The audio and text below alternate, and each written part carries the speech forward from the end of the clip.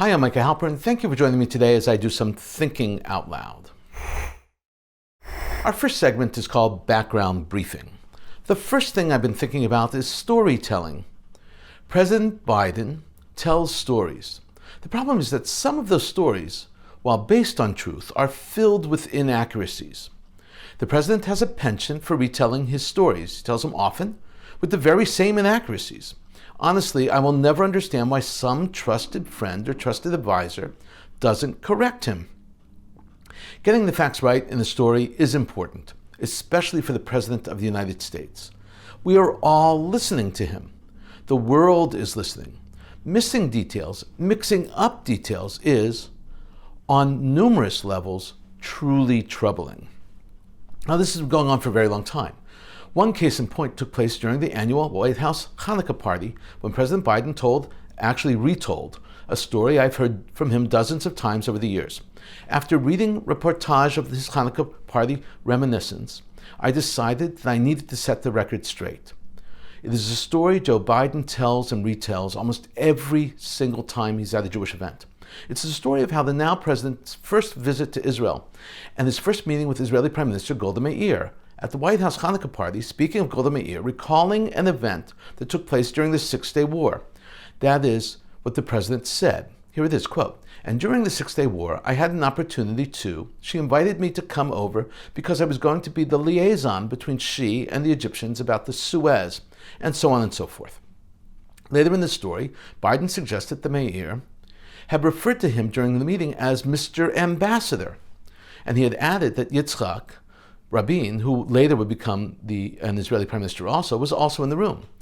Biden explained that Golda told him how difficult the military situation was, but that she was very optimistic that Israel will succeed because we have a secret weapon. That's the quote.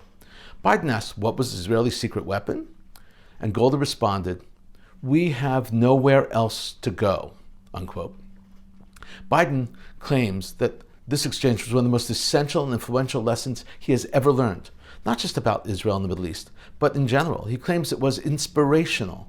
In truth, the entire story is totally absurd. Why is it absurd, you might ask? Well, if the president wants to embellish his role in the story and making himself a central part of a diplomatic retinue, that's forgivable. That actually makes sense. But the Six-Day War took place in 1967. It's also known as the 67 War, as in the war which took place in 1967. In 1967, Joe Biden was still in law school. Still not absurd enough?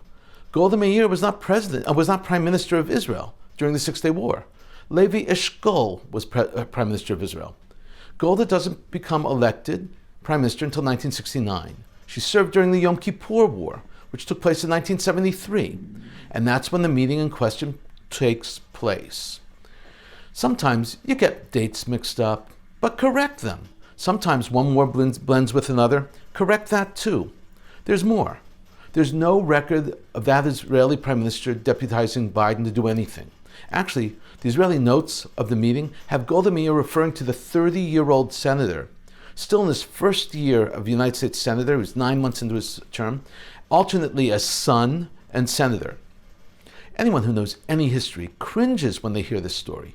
It's cringeworthy for several reasons. Most notably is that the Israeli Prime Minister Golda Meir's major failure as Prime Minister was that Israel was caught flat-footed, completely surprised by the multi-front attack on Israel's holiest day of the year, Yom Kippur. On Yom Kippur in 1973, when the entire country shuts down, when everything is closed on Yom Kippur, even the radio broadcasting is closed, which made it very difficult to call out the military reserves when they were attacked. In the end, Golda was forced to resign because of her failing. These mistakes are coming from someone who presumed to have detailed knowledge of the Middle East. Joe Biden is presumed to be a senior world leader working on strategy for peace. And part of that strategy entails securing and enabling the safety of allies like Israel. This story illustrates the lack of basic knowledge. It does not succeed as the president intends, as a quaint story illustrating how his life was shaped by the great destiny of Israel. Golda was an impressive person on the world stage. She was the first and only female Israeli prime minister. She was indefiable. She was identifiable also world over. She was the third elected prime minister of head of state and government in the world. The first female minister was Siramavu Benderakai. She served as prime minister of Ceylon, which is today known as Sri Lanka. Benderakai was the first elected, by the way, in 1960, in July of 1960. She served 3 terms. The second female prime minister was Indira Gandhi, India's first female prime minister. She was elected in January 1966. Golda was the third. She was elected March 17, 1969. That is 2 full years after the Six-Day War. I hope that someone on Biden's team reads this essay, hears this presentation on JBS, and takes and corrects the Jewish story. It's not quaint, it's dangerous. It demonstrates the lack of knowledge and disregard for facts and common knowledge. It invites questions on factual reminiscences and comments. It's a problem. I've also been thinking about names, people's names, and names of places. The Hebrew term kishmo kenhu means a person is like their name. Jewish literature is replete with this expression. A name is a reflection of a person. It's often the first thing we know about a person, their name. As an extension of that principle, in Judaism, after near-death experience, it is traditional to add a name and change a name. The name Chaim, which means life, is often added, as is the name Alter, as a blessing for long days. It is a Jewish insurance policy for an improved future for the name bearer. In classical cultures, classical languages, like Hebrew, classical language, names have meaning, deep meaning. Not just biblical names, even modern names, seemingly made-up names have meaning and significance. Israelis are a very creative people. When it comes to giving names, and Hebrew is such a pliable language, it's a winning combination. Israeli names, both first names and last, or family names have gone through several cycles. There was, for example, the Hebraization of diaspora names. The Wolf family would often become Ze'evi, as in wolf. Goldberg would be changed to Zahavi, as in gold. After the Six-Day War, Israelis created names that were lovely and filled with hope. Tal, Elitzur, Sharona, they were born. And names of cities and towns became first names. Sinai, Golan, Eilat, just a few. And 67 was a watershed for the hope of Israel. It was reflected in these new names. This is not the case with English. There are many names in English which are made up. Some taken from Procter & Gamble, the bottle of skin lotion, and emerged as Lotiana. I met a woman the other day named Dejana. I explained that her name actually came from a French condiment. As preposterous as it may sound, she was actually so grateful for the information. She did not know. Curious about her name, she had searched Google, Facebook, Twitter, and found nothing other than a single other person with a spelling variant of her name. Just as personal names have meaning, so too do the names of cities and towns. And there are some very unfortunate names of places that have impacted Jewish life and history. A small, very small village in Spain held a referendum of the 52 people living there to change the village name back to its original. The name of the town was originally Castrillo Mota de Judeos, which means the Camp Jews Hill. But in 1627, the name of the village, Castrillo Madrilleos, similar, but definitely not the same. Castrillo Madrilleos means Camp Kill the Jews. The name of the village remained Camp Kill the Jews until 2015, when the regional government actually officially accepted the name change back to its original name before 1627. Recently, the little village was attacked by an awful bout of Jew hatred. Graffiti was sprayed on the town hall, on the Sephardi Memory Center, which is under construction there. The graffiti read Juden raus, which means, of course, out with the Jews in German. And long live the Catholic monarchs. And the mayor sold out to the killer Jew. Other graffiti evoked the name of Torquemada, the Grand Inquisitor of Spain during the Inquisition. It was an ugly attack against Jews. Names have meanings. Names tell a story, and despite the vandalism and vitriol, it is important that almost 400 years later, the town name be changed back to its original. Some places have names that we assume to be wrapped up with Jewish ideas and themes, but might really surprise you and maybe even shock you to know that that's not the case. The rabbinic dynasty of Gor originates in central Poland, in a town named Gora Kalvaria. Gor comes from Gora. It sounds innocuous enough, but Gora Kalvaria actually means Calvary Hill. It's the place in the Christian Bible which describes the mound upon which the cross that Jesus was placed in during his crucifixion. Satmar Hasidim get their name from a Romanian village named Satu Mare. Again, the name Satu Mare even sounds like and looks like Satmar, because it is, but it means Saint Mary. World over, we didn't always use both first and last names and family names and surnames. In Jewish life, only a few segments of the population actually used family names, primarily Kohanim, Levi'im. The Kohen was, and still is, often identified by surnames Cohen and Katz. Levites the same way. They were Levi or Levi with an I or with a Y, depending on where you lived. Today, things are quite obviously different. We all have last names. Some people changed their names because they did not like them. Others because they had to. There was a time in Jewish history when Jews had to take a last name. In the Austro-Hungarian Empire, let's say, for instance. So they were given, some were purchased. Wealthy people often bought names signifying their status. They wanted to be wealthy, so they bought König, which means king or noble. Others were given names like Goldwasser, which means, of course, yellow water. A name many people later changed. In Act 2, Scene 2 of Romeo and Juliet, Shakespeare has Juliet Capulet speak the now famous line, "The rose by any other name will smell as sweet." While the line is beautiful and sentimental, Shakespeare was flat out wrong.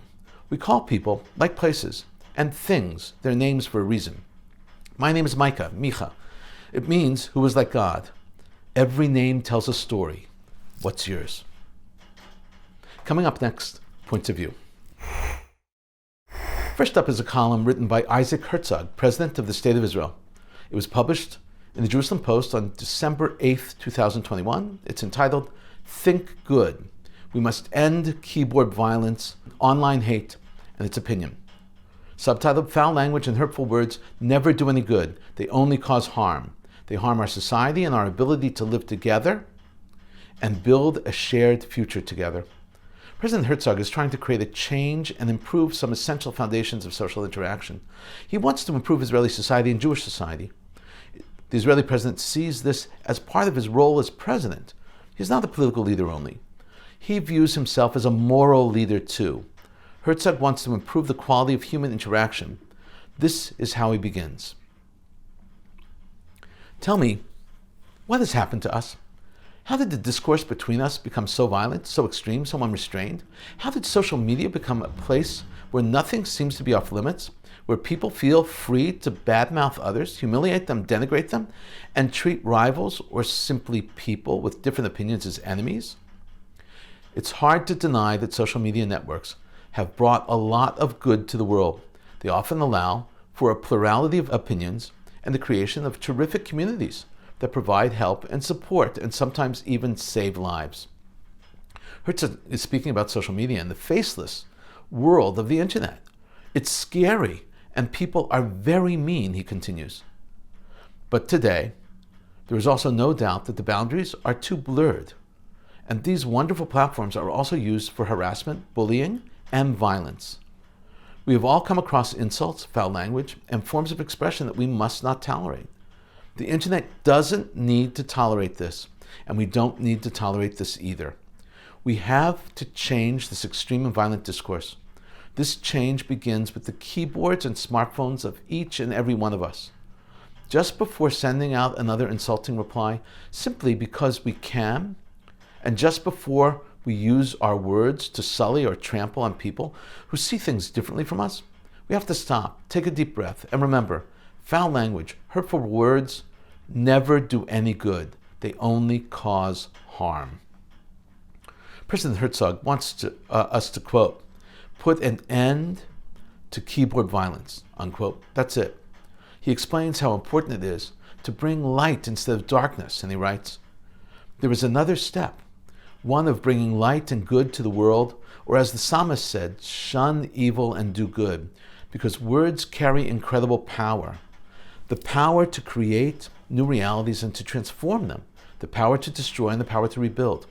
Therefore, believing in our ability to transform our social media discourse, I call on all of us to think good thoughts and invite you all to join our campaign to encourage a different way of behaving online.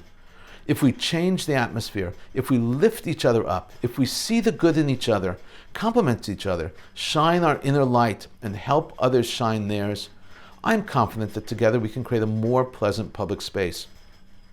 For the sake of our shared life here in this beautiful land.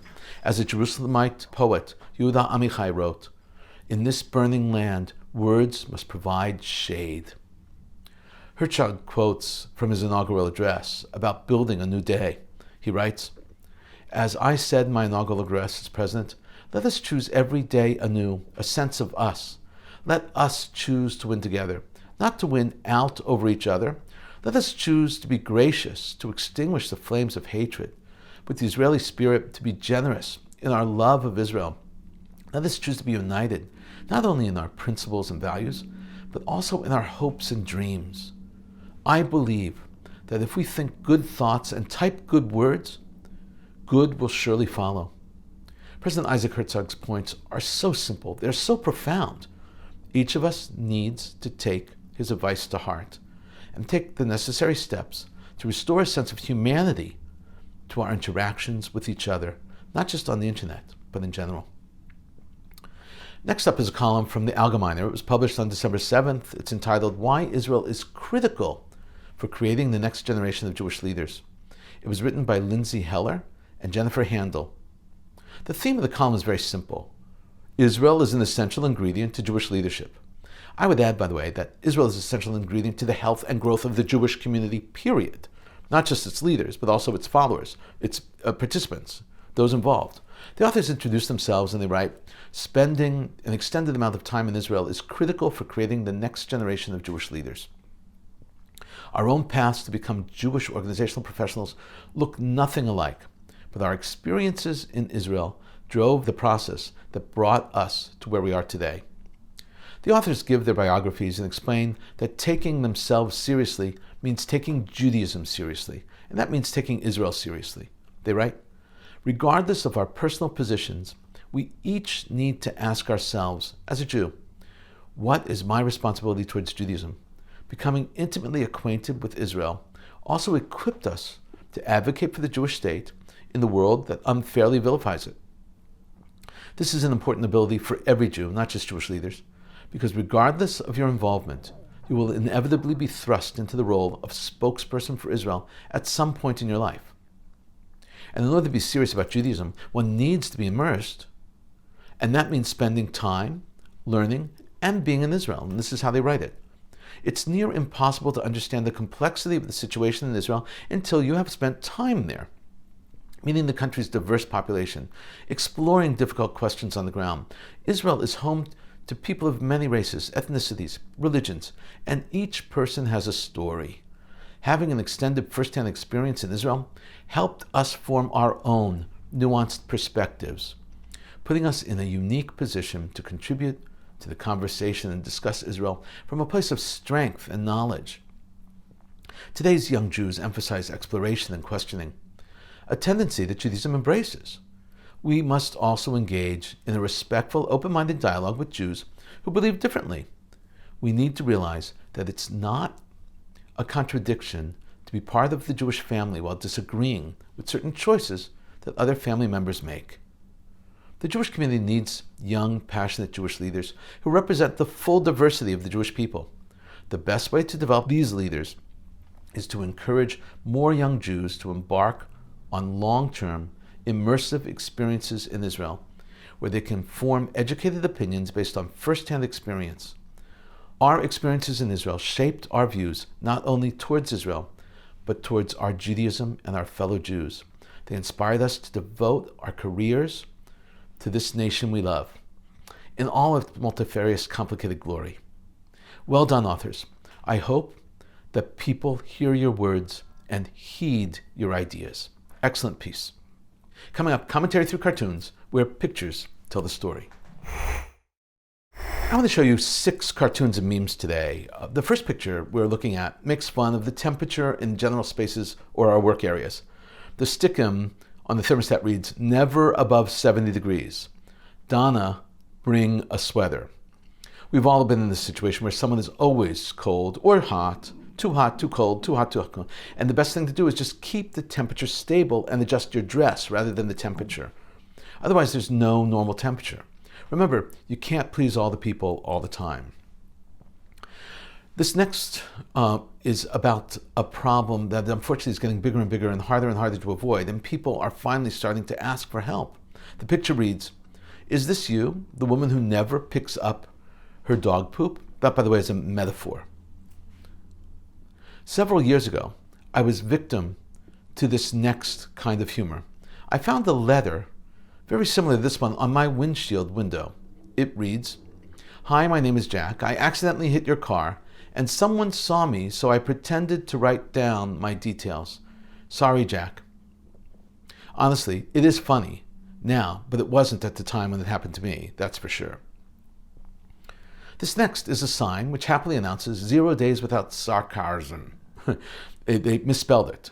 Someone added nice spelling, which actually the spelling mistake adds to the humor and certainly to the sarcasm also. So it was a very funny line.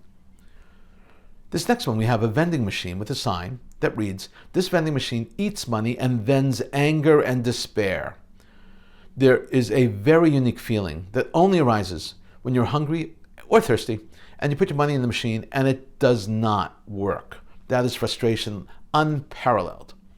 And finally, we have a commercial about the Winter Olympics in China and the few countries that are politically boycotting the games.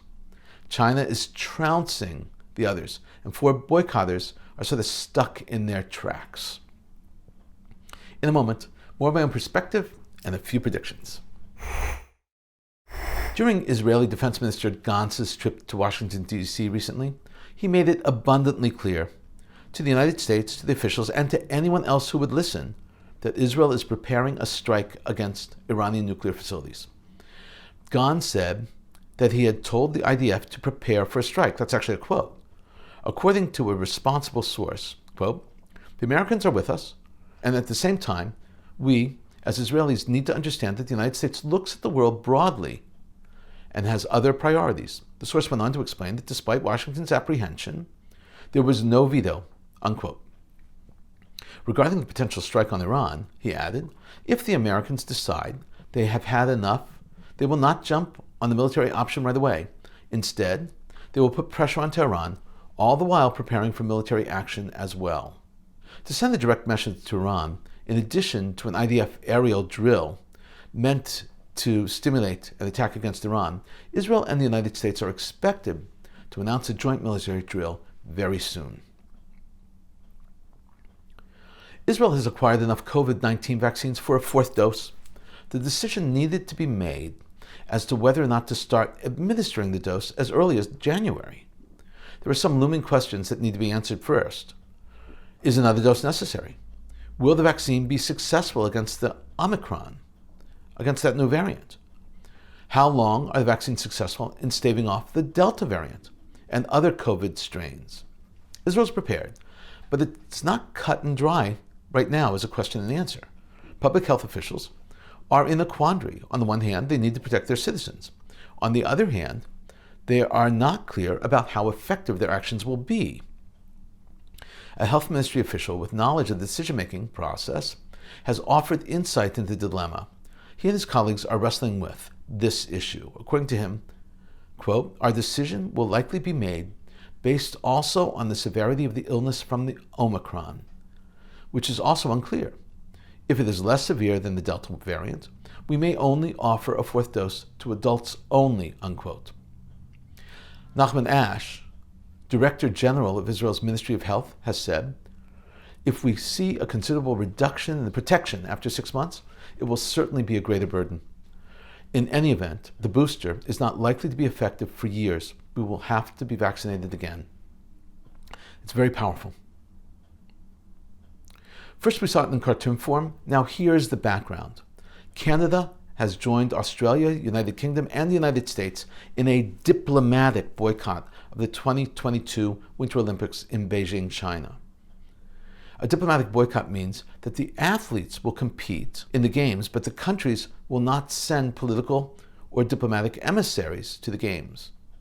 The decision by these countries to participate in the diplomatic boycott was made as a protest against human rights abuses in China. China has condemned the countries that are boycotting the games. The Chinese have said that these countries will pay a price for their decision. Israel has said that they are not participating in the Olympic boycott at all. They explained that they do not want athletes to suffer, so they're going as is. Archaeological excavations and salvage digs in Israel are the norm, while expanding Route 90 in the Galilee at Migdal Junction, the salvage dig, that is, before you build, you have to look, discovered a synagogue. It was the second synagogue to be unearthed in the ancient town of Migdal.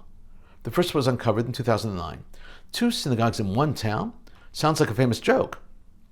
This is the first time 2 synagogues have been found in a single town in the ancient world. But the ancient town, remember it's a town, it's a village, it's not a city, is not a typical one. It's the birthplace of Mary Magdalene from the Christian Bible. Mary Magdalene was one of the major supporters of Jesus. The village features prominently in the book of Josephus, described as the base of operations for him when he served as head of the rebellion against Rome in 67 CE. The first synagogue was unearthed in the market area. The second one, this one, in the residential area. The thinking is that the synagogues were used not simply as prayer places, but also as social meeting areas. We've been thinking out loud about a lot today. Now that you know what I've been thinking, let me know what you're thinking. Email me at micah@jbstv.org. Tweet me at Micah Halpern. Tell me what you think. Before we end, let me leave you with one piquante piece of information. Did you know that there has been significant research into Shakespeare? Actually, next to the Bible, more has been written about the works of Shakespeare than any other subject. That's fascinating when you think about it. The Bible is number 1, Shakespeare is number 2 in terms of research and writing. And much has been written about Shakespeare and the Jews. We mentioned the play Romeo and Juliet earlier.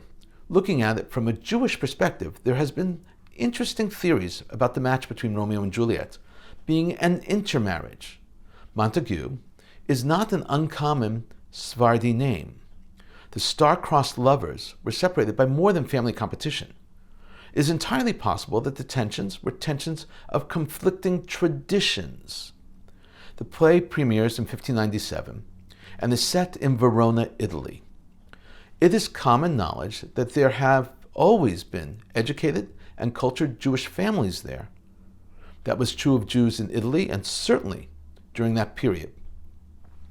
From the Jewish perspective, again, 50 years before Cromwell permitted Jews to re-enter England in 1656, Jewish merchants, Jewish doctors, Jewish leaders were competition for non-Jews, not just in Verona, Italy, but around the world, around Europe. That point is clearly made in another of Shakespeare's plays, The Merchant of Venice, also taking place in Italy, obviously. It was the Jewish merchant leader, Rabbi Menashe ben Israel, who argued before Cromwell that Jews must be readmitted to England in 1656. His argument was that Cromwell was preventing the Messiah from arriving because in order for the Messiah to arrive, Jews needed to be scattered around the world, and Cromwell was not letting them into England. Well, thank you for thinking out loud with me, Micah Halpern. Let's think out loud again next week on JBS.